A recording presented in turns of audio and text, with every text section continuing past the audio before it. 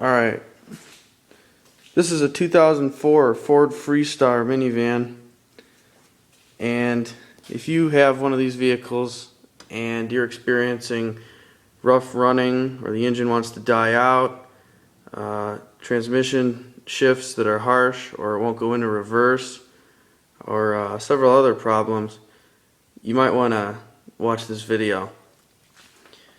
This van, as I just said, it had all those symptoms. It wouldn't run right. Transmission wouldn't go into reverse. It shifted really hard.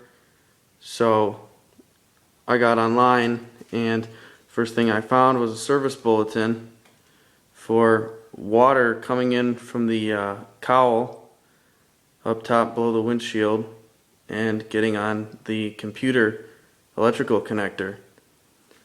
So this is the van with the cowl removed. Parts are over here.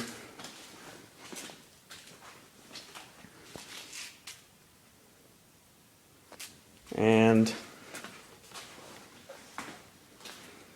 cowl normally comes to about right here. So after we pull all that off, it only took about 45 minutes to get it apart. There is the computer, right in there. It slides into this little pocket right there. To remove it, you undo that nut on that stud right there, and in the dark over there's another one on the other side, and it just slides right out. This is the connector that goes to it. When I undid this connector, it bolts in there in the middle. It just plugs right in. When I undid this, immediately water started dripping out of it. So I knew that I'd found the problem. Right there you can see some blue corrosion from the pins that got wet inside the connector. You can see a couple of them are a little discolored still. I put a shop vac up to this and sucked out as much water that I could, and then I had it propped up with a hair dryer blowing on it for probably a full 24 hours, I think, in the end. Now I'm going to clean up some of those pins a little bit and get that put back together. Another thing then, this service bulletin that Ford put out about this leak calls for a few modifications before you put this back together. First I'll show what caused it. See this surface right here? It's a lot cleaner than it is up there. That's because this has been sealed. There's a foam seal. When the cowl pushes up against this, the foam touches this.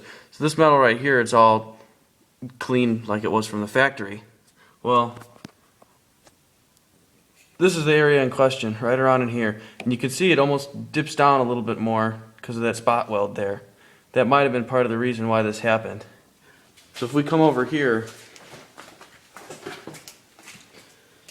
on the cowl here, this has the wiper motor assembly and everything on it. But if we flip it right here, you'll see this foam. This foam pad. It's a double-sided, well, it was double-sided foam that was supposed to seal all that engine compartment from the water coming down the windshield. Well, you'll see here it's shiny because that surface was stuck against the metal on the van. It sealed properly like it should have. Well, if it isn't shiny in any spots, that means it didn't seal, which we can see right here. It's all rough. So water's been going through here. You can see right where it's been flowing, right those two spots. But that's just the middle. That really doesn't affect the computer or anything. So if we come over this way, we keep working our way down. Still shiny, right there. There's where water's been flowing through for quite a while now. And if we flip this cowl down, you get an idea of where that would be on the van. Right above the computer. So that water flowing in has been getting on this connector, which isn't sealed for some reason. The only sealing that they have going on is this blue little silicone pad thing that's in there, but obviously it doesn't do a whole lot of sealing. So that's where the water was getting in at. Now in the service bulletin, Ford wants you to take additional pieces of foam padding and stick them from here to here to beef up this area a little bit. And then also over here on this side, you can see the water did the exact same thing over here, because look at that rust there, and there's actually some water still over there. So they want you to beef it up on this side and the side over there. Well, I think that's kind of stupid, because if you've raised up the height of the foam on both corners, you're leaving a large void in the middle. So what I'm going to do is just, when I put it all back together, run a bead of silicone caulk the whole length of it so that it's even.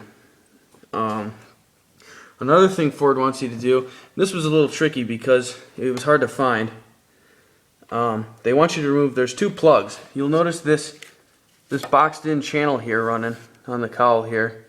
It runs all the way down.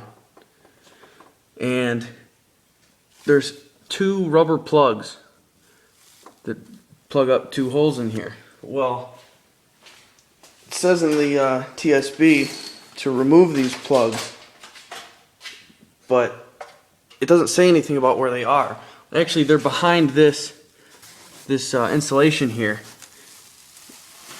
You can see that wet spot. That's where one of them was. I can stick up in here. Look at the water coming out of my finger. It's still all wet in there. This whole channel is filled with foam, but not entirely. You know, it's like an expanding foam kind of thing. But I didn't even think there was that much water left in there. So there's one plug right here. And then you come along to the other side, and it's down in here somewhere, right in this general area. Same story, it's all wet, there's rust and stuff. I pulled the plugs out, they were all rusty and had rust scale on them. And Ford tells you to remove these plugs and discard them. Don't use them anymore. So, and also what I'm going to do is drill a hole or two right on the corner right here just to let it drain out a little bit more. And maybe I'll put an air compressor on that and blow as much water out as I can, and then caulk those holes up. Ford also calls for you to take the silicone, put it around there's 3 plastic plugs, 1, 2, 3. Put it all around those to seal that opening, and then these 5 gray plastic clips that hold the plastic on.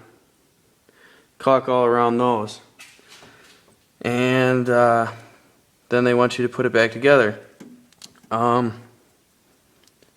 did dry this out a little bit, and I put it back together really quick, and the van drove a lot better. It didn't have nearly as many problems as it did when I got it, but it still had a couple of the issues. It had a delayed shift into second gear, so now I've gone all out and really tried drying it out.